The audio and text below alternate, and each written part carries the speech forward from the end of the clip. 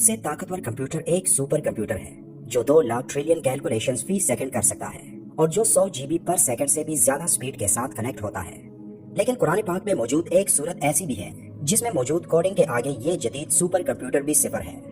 سورہ الکوثر قرآن کریم کی سب سے چھوٹی صورت ہے، لیکن آپ یہ جان کر حیران رہ جاؤ گے کہ قرآن کی اس چھوٹی صورت میں نمبر 10 کی کوڈنگ اس انداز سے موجود ہے کہ آج کا سپر کمپیوٹر بھی اس کمال کوڈنگ کے سامنے صفر ہے۔ قرآن کی یہ صورت صرف 10 الفاظوں پر مشتمل ہے، جس کی پہلی آیت میں موجود حروف بھی 10 ہیں۔ اسی طرح دوسری آیت میں بھی ٹوٹل حروف 10 ہی ہیں، پھر آخری آیت کے حروف کی تعداد بھی 10 ہے۔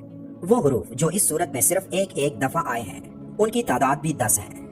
اس پوری صورت میں سب سے زیادہ تکرار سے جو حرف آیا ہے وہ حرف الف ہے جو 10 دفعہ آیا ہے۔ اس صورت کی تمام آیات کا اختتام حرف را پر ہوتا ہے جو کہ حروف ہجا میں 10واں حرف شمار ہوتا ہے۔ قرآن مجید کی وہ صورتیں جو صرف را پر اختتام پذیر ہو رہی ہیں ان کی تعداد 10 ہیں، جن میں سورہ الکوثر سب سے آخری صورت ہے۔ اس صورت کی ہر آیت میں موجود دوسرے لفظ کا اختتام کاف پر ہوتا ہے اور یہ تینوں الفاظ 10 مختلف حروف سے مل کر بنتے ہیں۔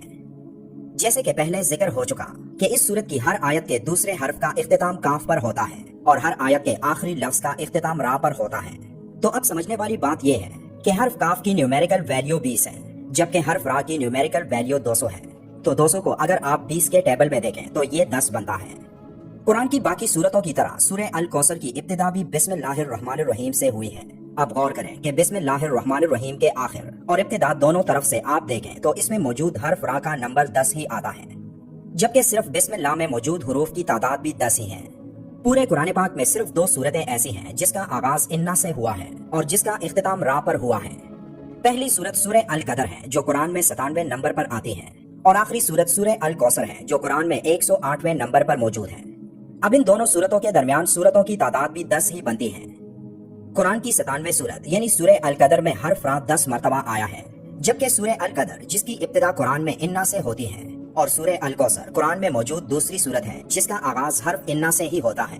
تو ان دونوں صورتوں کے درمیان صرف 10 آیتیں ایسی ہیں جن کی ابتدا انا سے ہوتی ہے۔